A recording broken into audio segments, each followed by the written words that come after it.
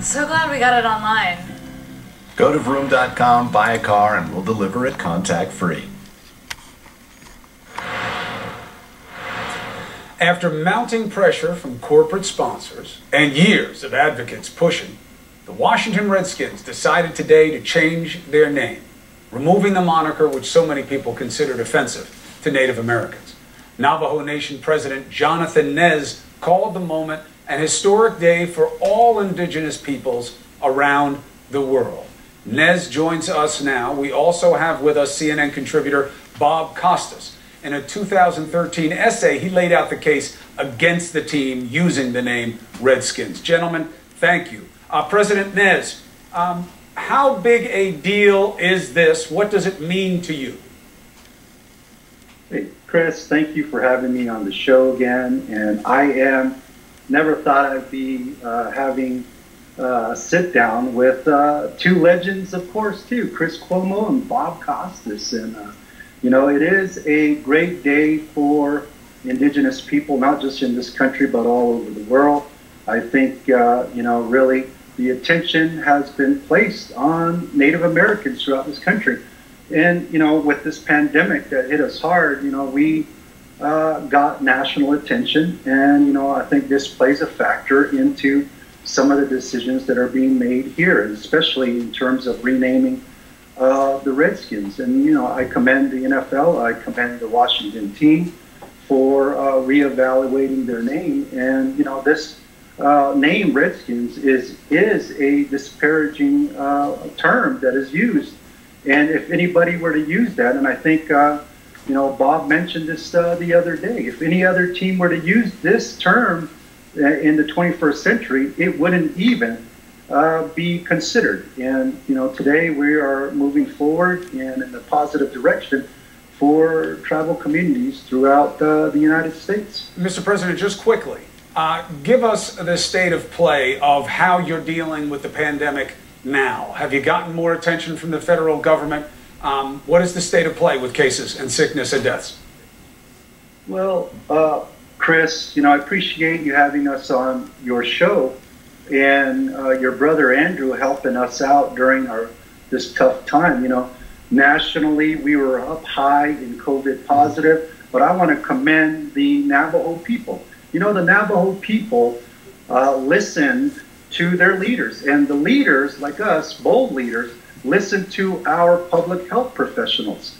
The public health professionals said, wear masks, social distance, wash hands, and stay home. And many of our public health orders have followed in that recommendation. And we actually even mandated some of these provisions, like wearing masks. Back in April, we mandated our people to wear masks, and we're still in shelter in place. We do 57-hour weekend curfews. We're actually in a curfew right now every weekday, and that has helped flatten the curve and reduce the numbers here. Bob, the significance of corporate pressure can't be missed in this. How does it change the state of play for Washington to change their name? Well, I've always said, and I've said it a few times on CNN in the last 48 hours, that the name Redskins is distinct from Chiefs, Braves, Warriors. These others will have to be considered on a case-by-case basis, and I think it's not so much the names in those cases, it would be the symbols and the rituals if they were objectionable, and they'd have to consult with the proper people associated with Native Americans to reach a compassionate decision. But when it comes to the Redskins, this should have been cut and dry long ago, Chris. Every dictionary defines Redskins as insulting, a slur, derogatory, pejorative. By definition, Chiefs, Braves, Warriors, other names associated with Native Americans are not defined that way. And as President Nez mentioned a moment ago, could you imagine a team in the 21st century starting out naming itself something like the Redskins? And what is the equivalent of Redskins when applied to any other ethnic group? It's a shame that it took this kind of pressure, corporate pressure, not so much the building sense of social justice and the re-examination of some of the names associated with various teams and entities. That wasn't so much what brought it about. And it wasn't that all of a sudden they saw the light. It was the corporate pressure. It was FedEx, it was Nike, it was Pepsi and other entities associated with them. But no matter how you get there, they've arrived at the proper decision. Let's talk about what going forward it looks like, because we've all arrived at the same conclusion. People in power, politicians, CEOs, they often act out of fear of consequence faster than they will out of good conscience. So, Bob, in terms of process, what does it look like going forward for Washington, but also for other schools? Like, does the Fighting Irish now have to be reviewed? Is that offensive? Like, what does the process look like? They're calling themselves the Irish now. Some people may call them Fighting Irish out of habit, but officially they call themselves the Irish now. And just as two examples, the Florida State Seminoles have a happy arrangement, so far as I can tell, with the Seminole tribe, and they have approved of that relationship, of the name and of the ritual. St. John's changed. St. John's were the Red. St. John's changed. And now they're Red Storm. St. John's. Yeah, and my alma mater, the Syracuse Orange, used to be the Orange Men. So there have been lots of changes. In fact, Miami of Ohio, as I recall, was until some years ago actually named the Redskins, and they changed their name as well. So I'm not sure exactly that it's a one-size-fits-all thing. Right. But when it comes to the Washington team, I know that President Nez has suggested the Code Talkers as a possible new name because it pays tribute not just to Native Americans, but Native Americans as patriots, because the Code Talkers played an important role in our World War II huge effort. in the war effort. So let me do this. Yeah. I'm out of time for this, but this is a continuing conversation because it's how our culture will move. Bob, welcome to the family. It's a pleasure. You know, I've been a fan of yours for a long time. Mr. President, I told you when we first spoke, you can't be forgotten. You're part of the family. And either we all make it forward together here or none of us will. You're always welcome on this show. You always have the platform. Thank God your constituents are listening. But we wish you the best. We know you have a big fight. President Nez, thank you. Bob Costas, welcome and be well. God bless both of you. We're coming back. Points of collective ignorance. Because look, here's an easy test. You and I want to start a team today. We're going to help kids out east. And we want to name our team the Redskins. That idea would last about a nanosecond. What does that tell you? Right. What does it tell you? It would not happen because of the Native American population out there, obviously, and people are extremely, extremely aware. But I don't know if it would last in many places in the country right now. I think the country is changing. Things are changing, and one has to get used to it, right? I do. Look, I love the reversal of what President Nez suggested of calling them the Code Talkers. I don't know if that translates to sports, but I got to tell you, you want to play with lineage. I mean, what a difference in the war effort it was for us to have that advantage of an indigenous language that nobody else could decode. But it does show what's your process. How far does it go will be a key consideration. Yeah. So you always say that I never buy you anything, right? Yes, I do say that. Okay, so let me just tell you this. Honestly, Chris is one of the most generous people I know. He has new sunglasses. I say I like them. He'll say, do you want a pair? What color? Or I then said, I took them back. And then you took them back. You did. But I have them for you. I forgot my other pair. I was blind. I'll believe it when I have them. And then I said, I like your shirt. You had a little eyes on, Lacoste, whatever it is. And I said, I like your shirt. And you said, I have one in white and black. Would you like one, right? And then you say to me, you've never seen my wallet. Did you get the salad? Did you get what I sent over to your table yesterday? Well, listen, I was charged for that salad. You were not. So you saw that there was a lot of mayonnaise in that lobster salad, so you didn't want it. So you sent it over to the fat boys, and we ate it, but we had to pay for it. That's not a gift. The green isn't supposed to be in the salad. It's supposed to come from your wallet. That is not true. So don't say I never. And then they put you on the cover of magazines. I know, that's your wife. I'm going to show everybody. Cheapest man in the business. It said right on the bottom. I got to say, Chris's wife did a really fantastic thing. I must tell everyone. Very, very socially conscious. She owns a magazine that's about health and wellness.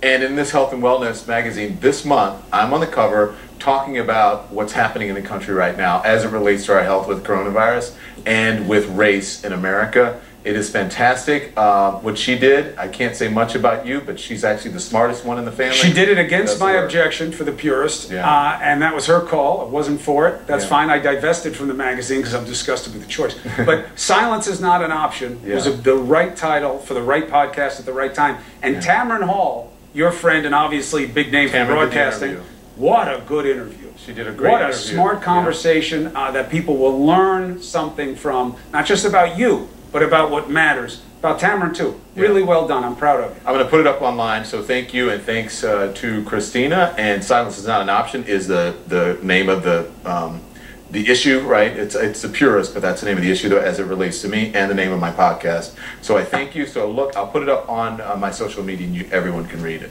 Or you can go to the Purist. Is it thepurist.com? Yeah, don't worry about it. They'll get there. Thank you, Chris. I'll see. I got a bunch of stuff to cover, so we're going to continue on in the vein that you were and discuss what's happening in the world. So I love you, Don Lemon. Have a good night. More, sir. This is CNN Tonight. I am Don Lemon. Okay, I want you to pay attention to this because it's really, really important, obviously, and I'm going to make sure, to the best of my ability, that I can bring it home to you, okay? Because you may just be looking at numbers and thinking, okay, these are just numbers, right? Sometimes it doesn't resonate.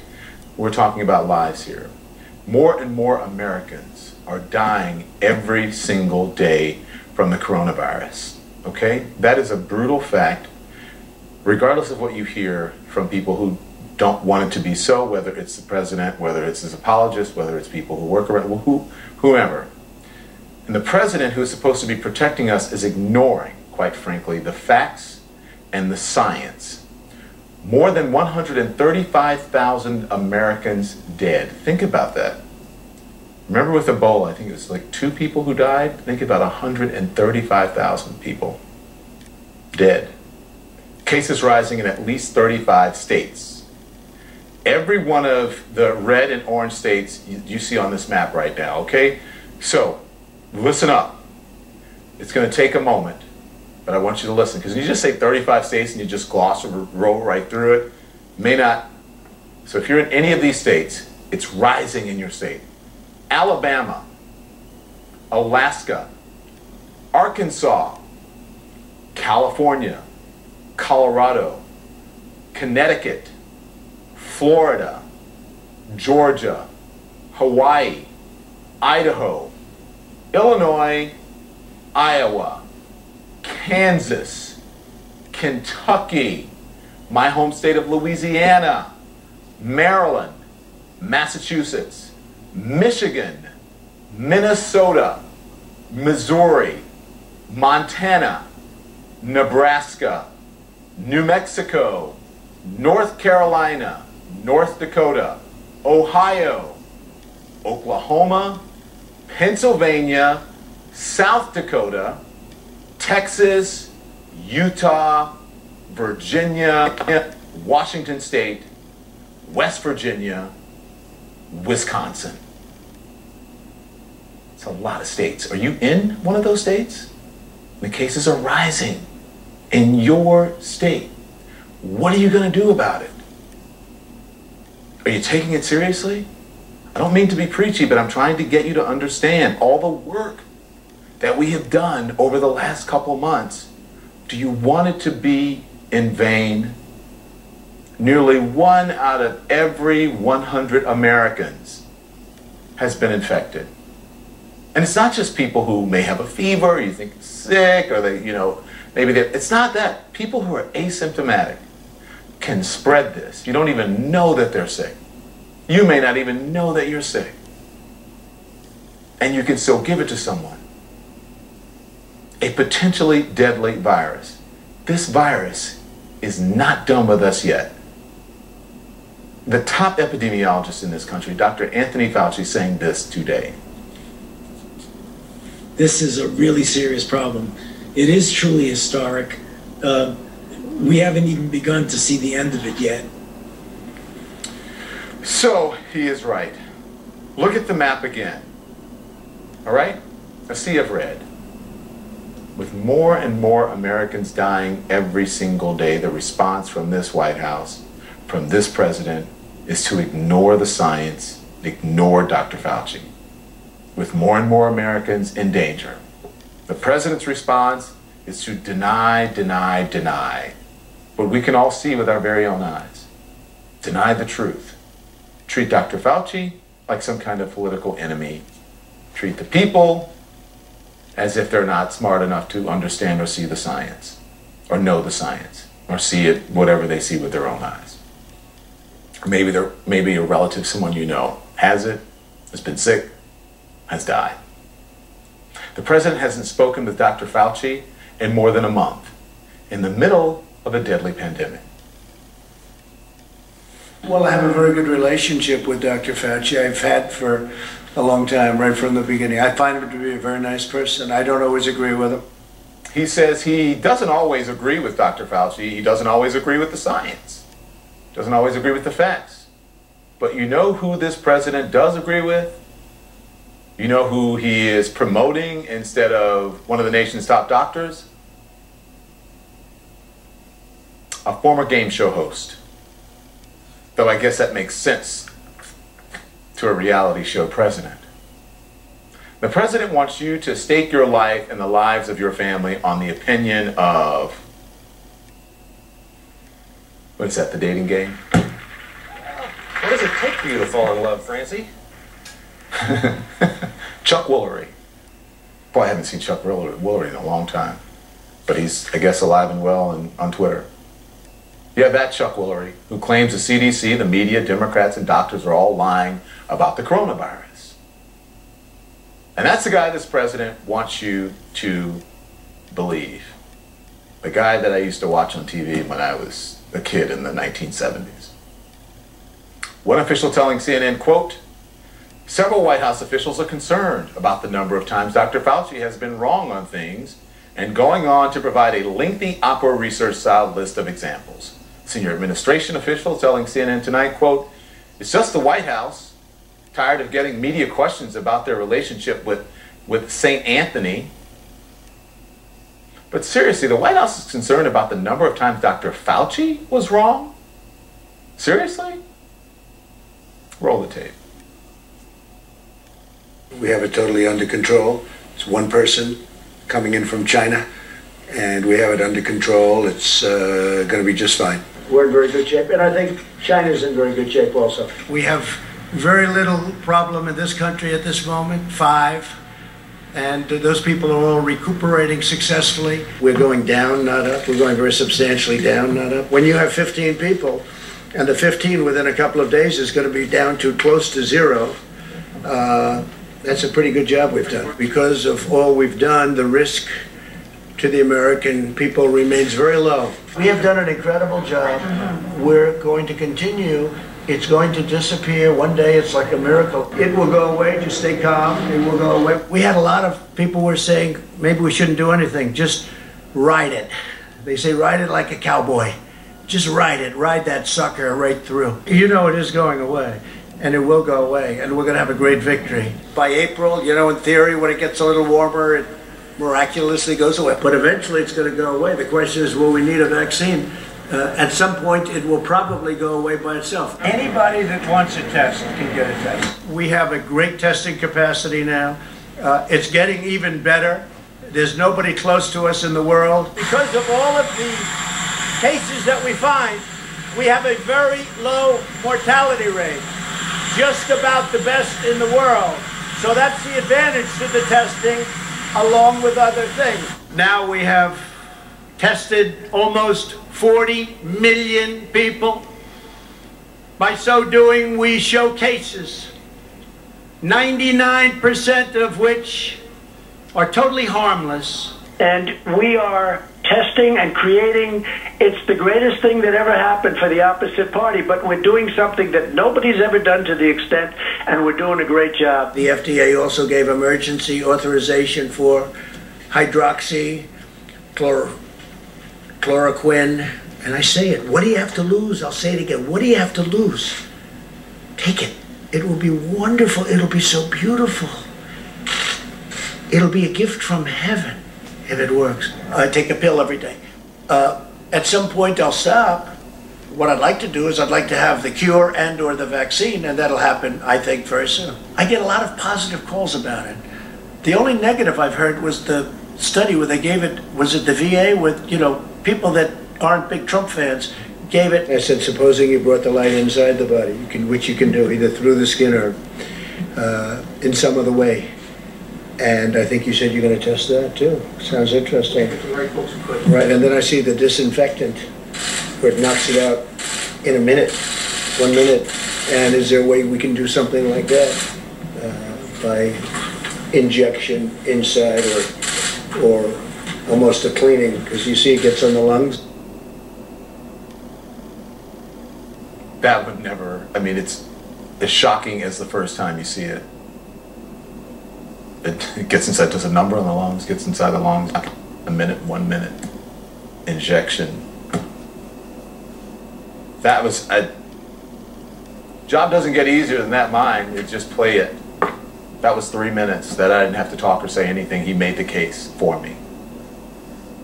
This president has been wrong from the very beginning, downplaying the virus, encouraging Americans to take a potentially dangerous drug, even taking it himself and suggesting ingesting disinfectant could knock out the virus. And don't say he didn't say it. I've heard so many people, he didn't say that. It's on videotape, people. All the while, this deadly disease was spreading and is still spreading. All the while Americans were dying, are dying. And the president just throws up his hands, acting like nobody could have seen this coming. So nobody ever thought this could have happened, a thing like this. It's very, very sad. It is a president's job to prepare for things like this, to spend every waking moment trying to save American lives in the face of a pandemic. Not spinning, not lying, not worrying about re-election, but trying to save American lives. But you know what? I can tell you at least one person who thought a thing like this could happen. As a matter of fact, they warned about it 6 years ago. There may and likely will come a time in which we have both an airborne disease that is deadly. And in order for us to deal with that effectively, we have to put in place an infrastructure, not just here at home, but globally, that allows us to see it quickly, isolate it quickly, respond to it quickly. So that if and when a new strain of flu, like the Spanish flu, crops up 5 years from now or a decade from now, we've made the investment. And we're further along to be able to catch it. In order to do that, one has to be smart, one has to be a leader, one has to be presidential, one has to be respected, and one has to respect the position and the office that they are in. And not selfish, selfless, understanding what it is to actually be president of the United States and represent and lead all of the people. The president of the United States ignoring facts, ignoring the science, leaving states to fend for themselves. Are we going to end up with more states and cities closing back down? And how will the president react to that? That is a question for Caitlin Collins, Dr. Peter Hotez. Free Hong Kong jersey. Customer service said it takes only 10 digits, and Free Hong Kong is 12 digits. Angle producer then says, this is not true. If I type in Free King Kong, which is also 12 digits, there's no problem. The customer service rep then told us to try a different entry.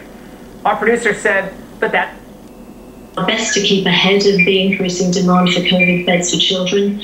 And as many people have seen in the media recently, we have also started to take adults both with and without COVID disease at Texas Children's Hospital to help our adult counterparts around the medical center in particular. Right now we're under control, we have capacity, we have the ability to surge beyond where we are now, but we really have seen a significant increase in the last few weeks. Dr. Laura Shekademian and Laurie Garrett, thank you both for starting off our discussion tonight. We really appreciate it. Thank you. And when we come back, It's official, Donald Trump is more corrupt, a more corrupt president than Richard Nixon, because on Friday, Donald Trump did something that Richard Nixon refused to do. That's next. It's an institution that's gone too far and too long without scrutiny. And when people watch it, they either say they're either professional athletes and they're apolitical, or they're political, but they can't be hypocritical in both. And what they want us to do is to think that they're edgy, they're woke, they're concerned about social justice, they're going to put these insignia or messaging on their jerseys, maybe kneel for the national anthem, and yet the whole system is predicated on a $4 to $6 billion lucrative enterprise in China, with a government that has destroyed democracy in Hong Kong, destroyed the indigenous culture of Tibet, destroyed basically Uyghur culture and 1 million people in re-education camps, culpable for 140,000 American deaths from COVID because of their laxity, and an international mercantile outlaw, and yet they're getting billions of dollars there. And the reason is, it gets even deeper, Laura.